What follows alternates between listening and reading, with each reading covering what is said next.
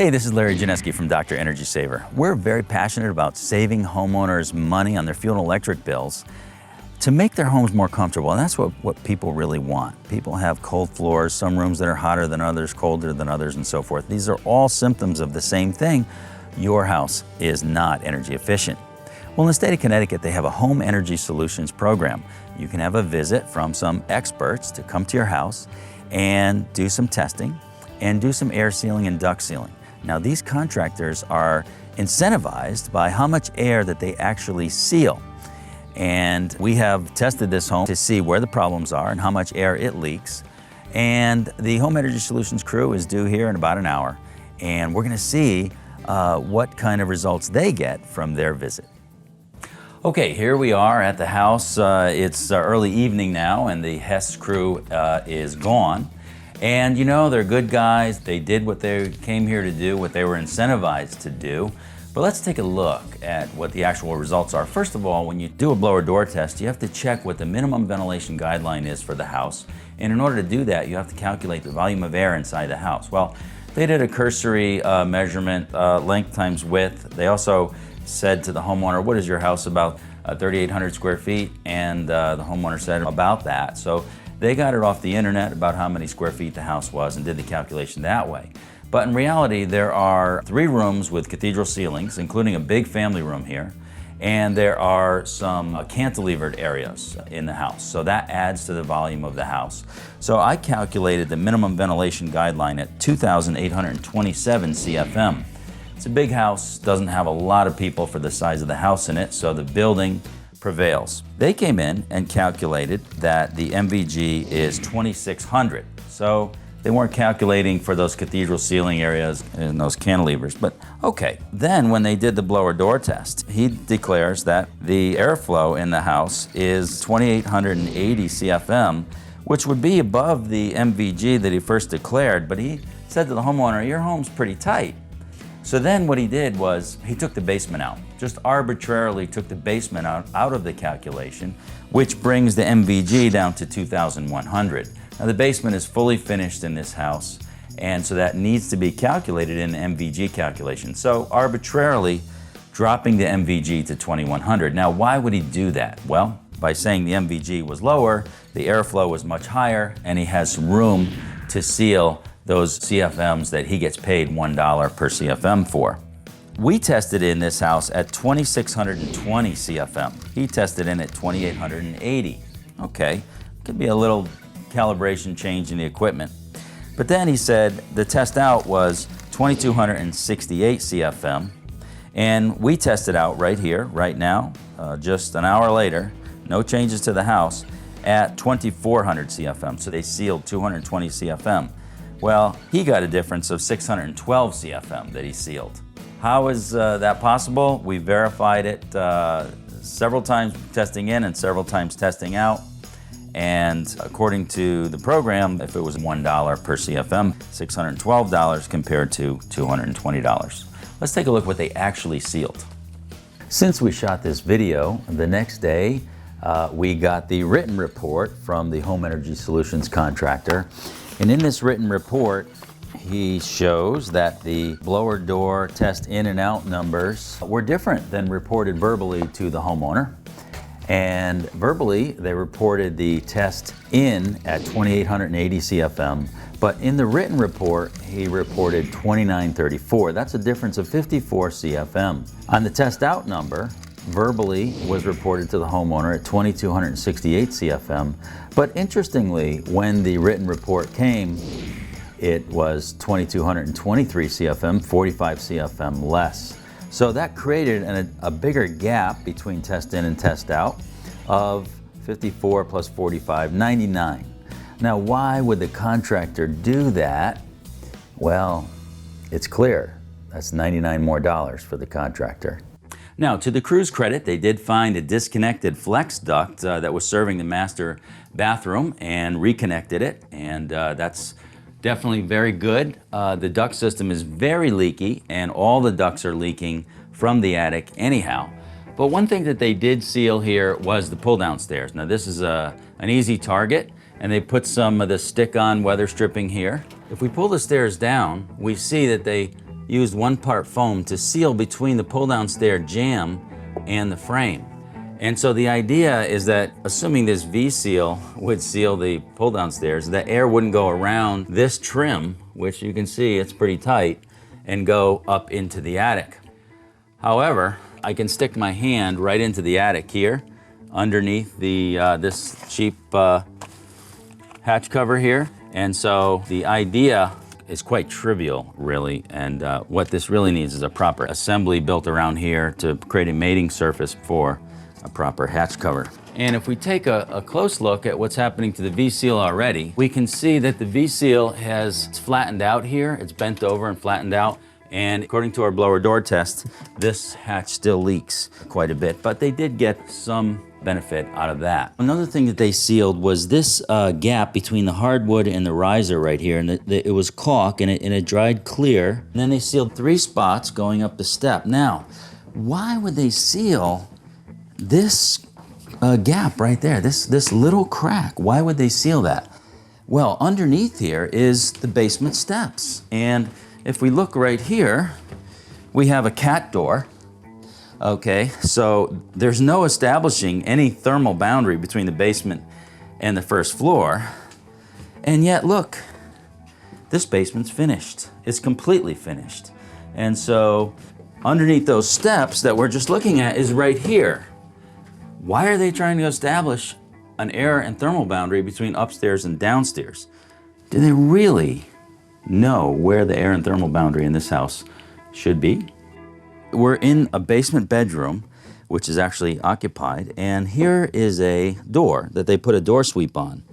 Now, why would they put a door sweep on an interior door, uninsulated interior door that is not, they actually weather stripped it as well.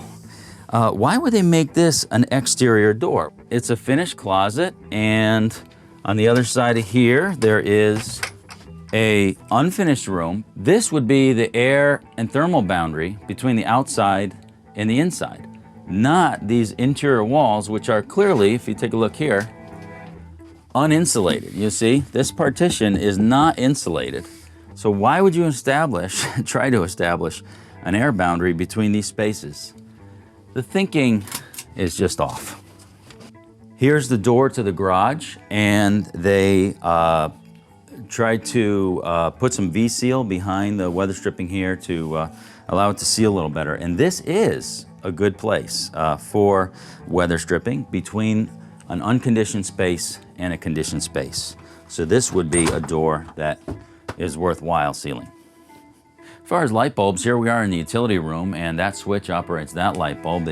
They put one there, but here's a workbench.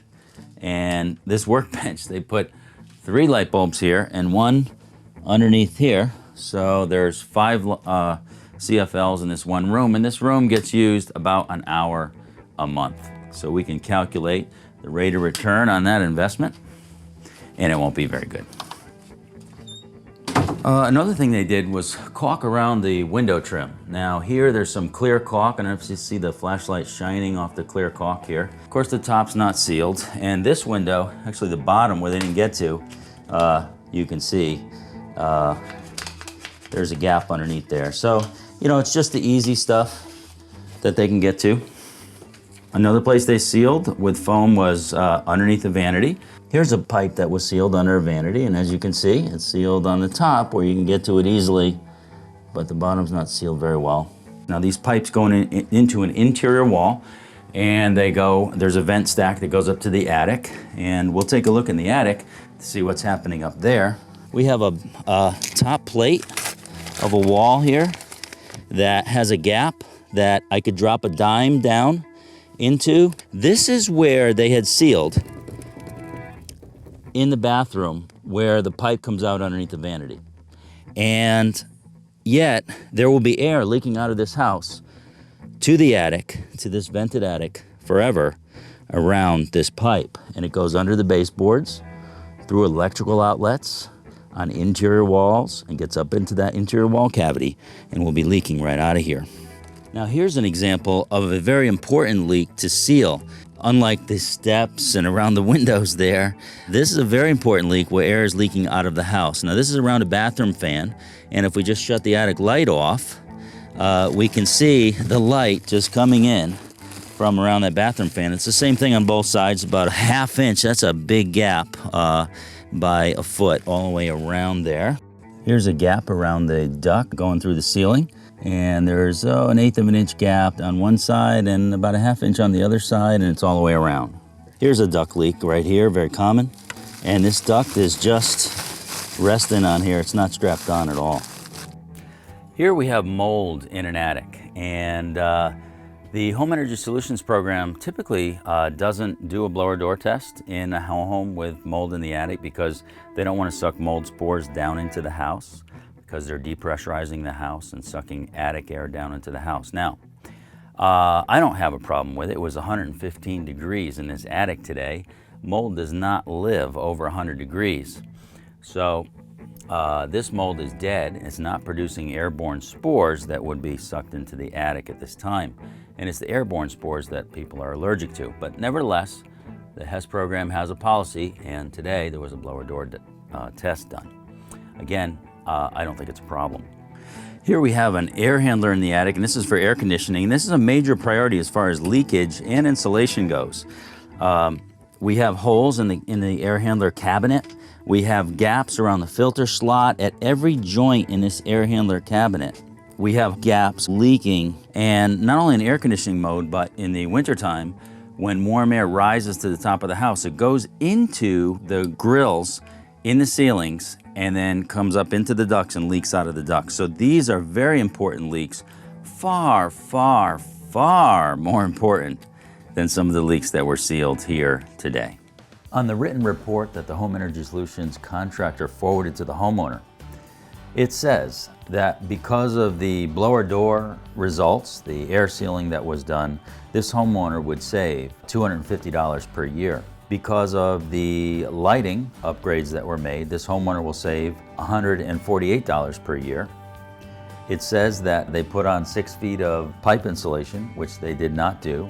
And because of that, they would save 8.2 gallons of oil per year, $30.55. The total would be that the homeowner would save $428.64.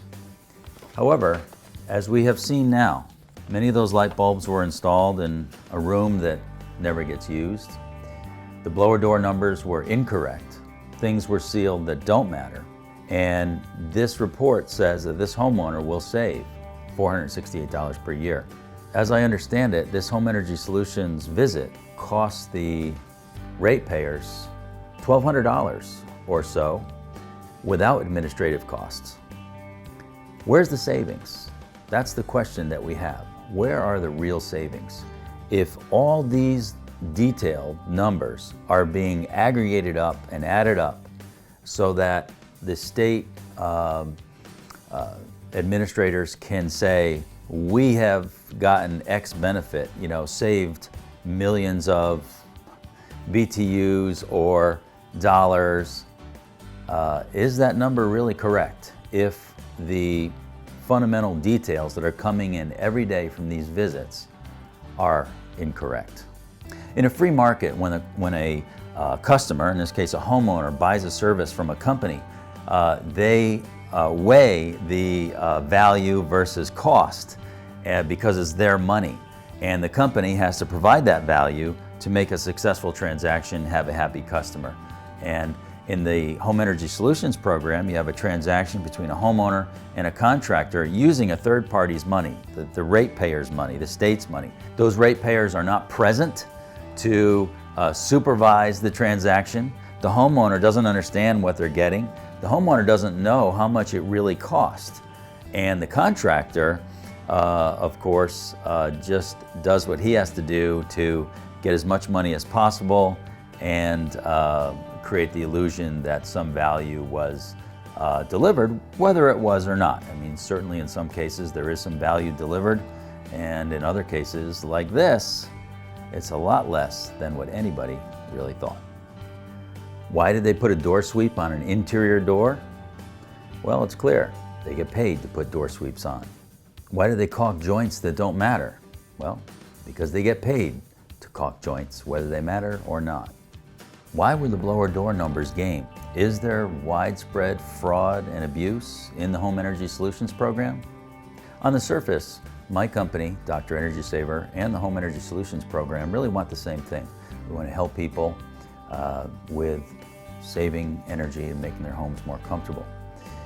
Those of you that are watching this video that may think that I've exaggerated, I would challenge you to get out of your desk chair, come out to the field, and you can see it for yourself.